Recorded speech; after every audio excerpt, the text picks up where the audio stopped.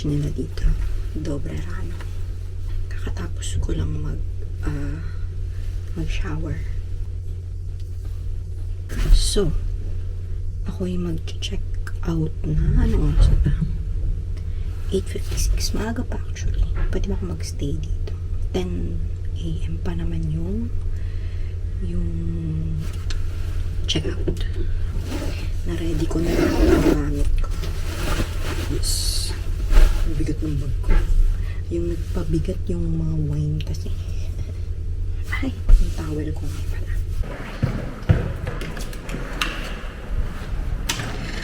Dobre rano, Bratislava. Hello.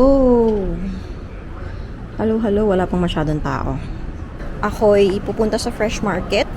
Kakain. Magbe-breakfast muna ako. Tara, let's. Suot ko na pala yung t-shirt na binili ko kahapon. Yes.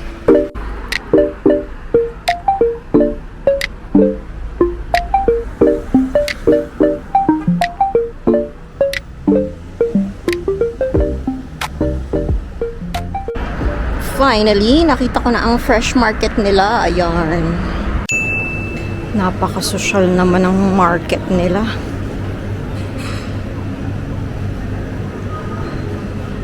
Ano to? Sadlovniki. Pastry siya. Oh, may mga iba't ibang shops.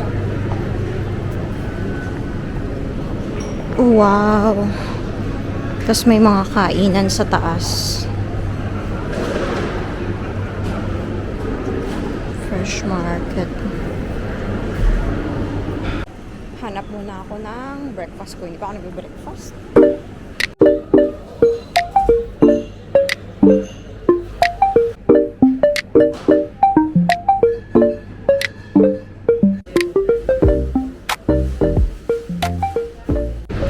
Okay, tayo sa taas dun sa mga kainan. Mga international ano pala dito, yung mga pagkain. Persian na pagkain, pinatry sa akin. Parang potato pancake. May Iranian, may Vietnamese, Italian, may Japanese din doon. Iba-iba, may Indian doon. Ang hanap ko pa naman is yung authentic na na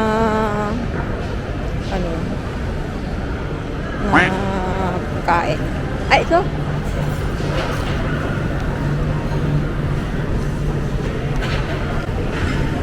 Ayan yung in-order.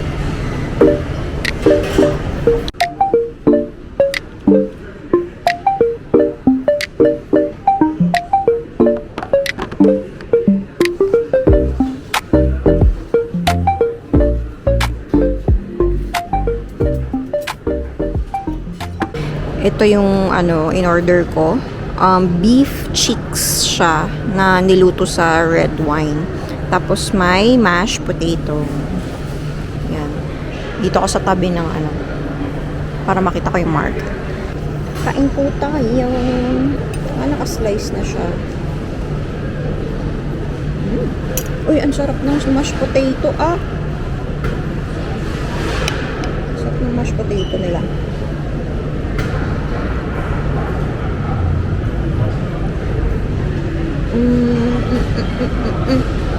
Ang sarap.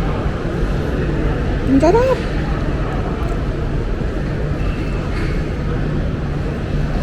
Ay, ang sarap.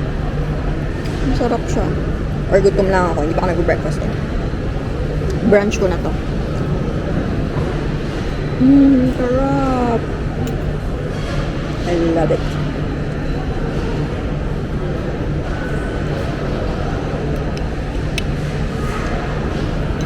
May isa pa akong pupuntahan na market mamaya. Yung pinuntahan ko kahapon na market. Pero, nga lang, sarado na yung market talaga, yung mga nagbebenta ng vegetables. Ganyan. Open na lang yung restaurant. Yung mga restaurant doon. Sarap.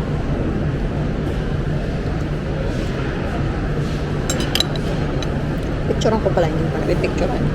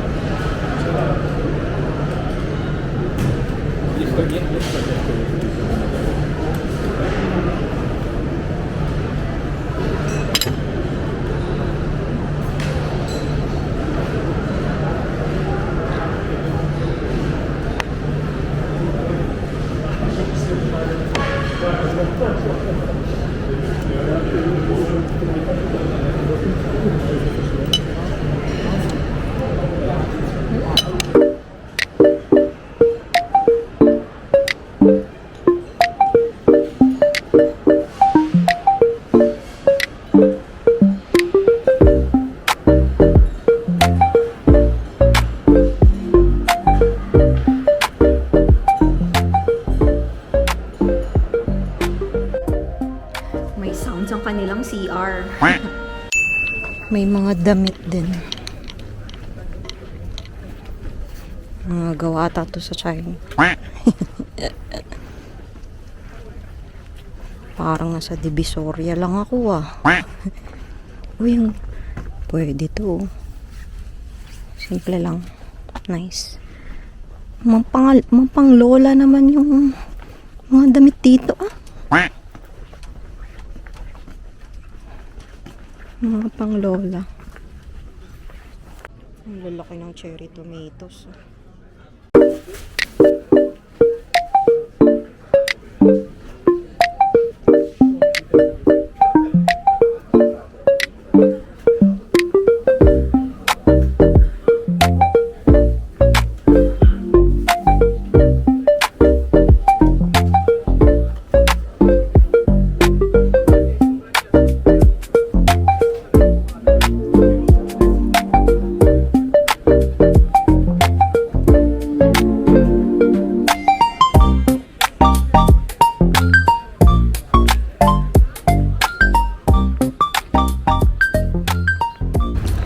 Diyan ako kumain kahapon, oh, yung Chinese bistro. Sarap naman. Ito pala yung pangalan ng lugar na to. Trobishko Millet Choka. May mga flowers din. Mainit dito sa Slovakia, ha? Pero mahangin naman. Punta naman ako ngayon sa Blue Church. Finally, nahanap ko din ng Blue Church. Cute lang niya.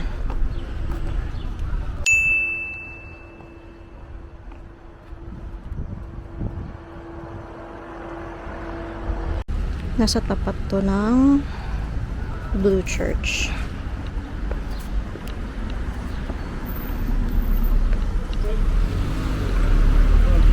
Anong nakalagay? Nenaro Denim. Tapos, may snake.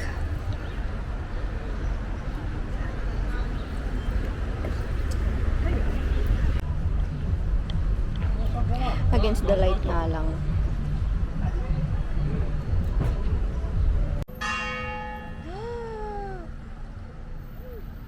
Nag-bell siya. 2 beses. Ano ibig sabihin nun? Is it 2 p.m.?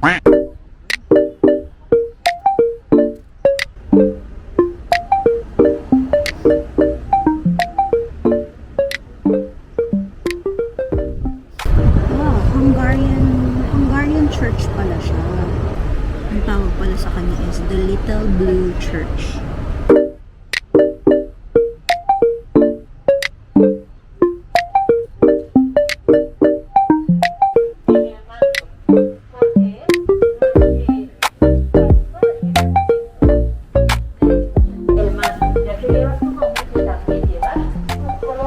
Oh, unfortunately, die Kirche ist geschlossen. Wow, ang cute sa loob.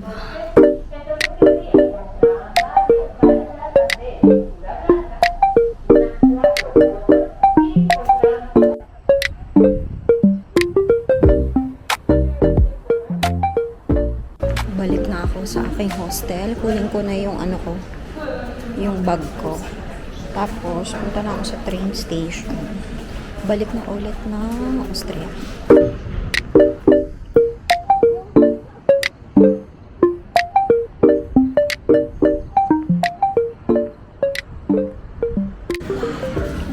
Nandito na ako malapit sa hostel namin. And sa tapat, may nakita akong parang second-hand store. Yung mga local dito lang din na, namimili. May nakita akong skirt from Mango. Tsaka itong isa. Ang daming namimili, oh. Yun nga lang. Malalaki yung size. Mga pangbata lang talaga yung pwede sa akin. Pangalan ng hostel na pinag-i-stayan ko dito sa Bratislava. Ito, Hostel Chores. Ayan yung address nila. And yung number and email. So far, okay naman. Malinis yung hostel. Talagang may privacy ka. Kasi talagang merong may pwede mong ma-close yung capsule mo. So talagang sa'yo lang talaga yun. Although hindi ganun ka how to say, kapal.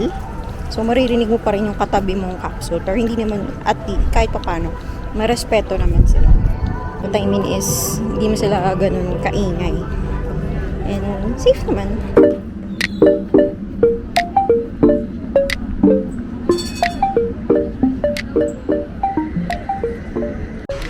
Sabi ko, babalik nga pala ako dito sa gabi. Kasi may ilaw-ilaw yan nawala sa isip ko na naman. Ano ba yarn? Di bale. Next time. Mga bata nagsiswimming eh. Dito na ako sa train. Papunta na to ng Vienna. Straight na to hanggang back. Ay, ang init sa labas. Grabe. Yep.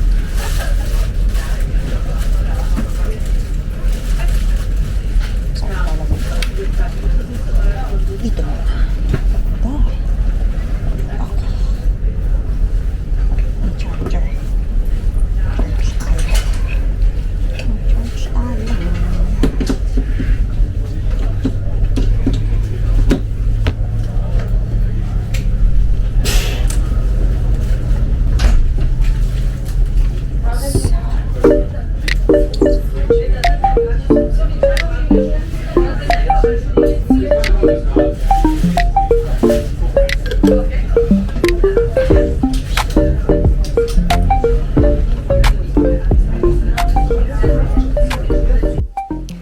Miss ko ang aking room. Hello, my room.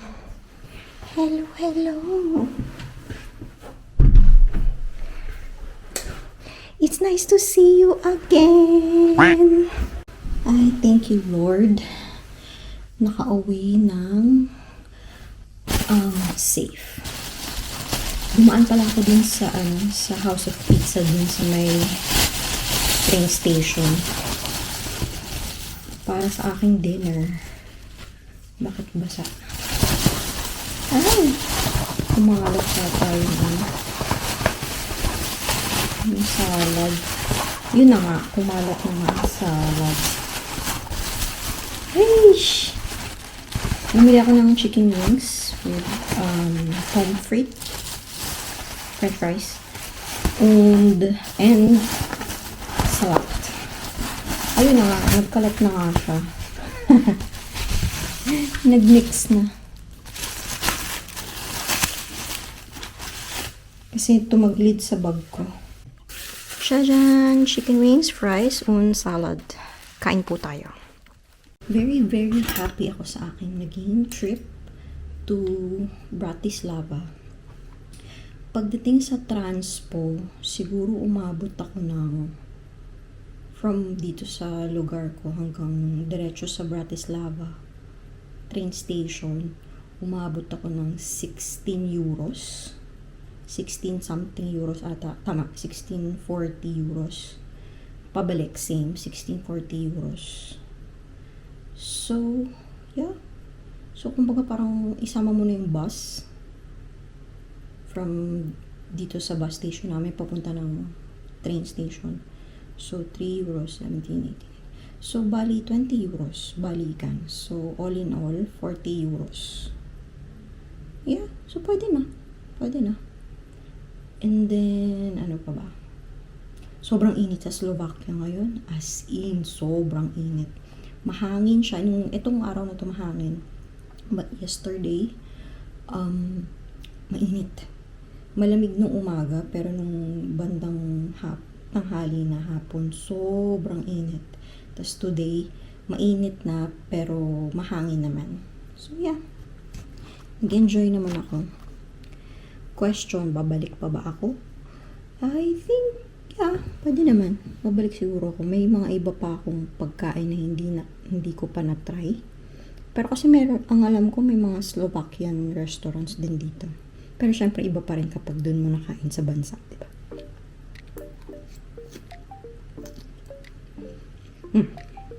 Sarap.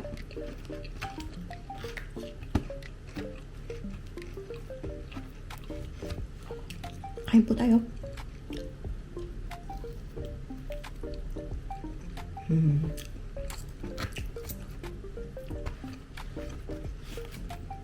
Anong oras na ba? 7 na. Magsi-7 o'clock na. Very, very nice.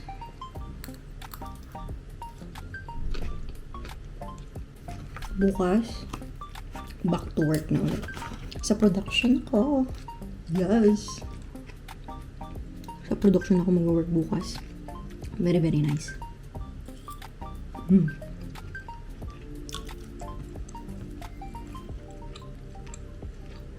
Malambot na yung fries.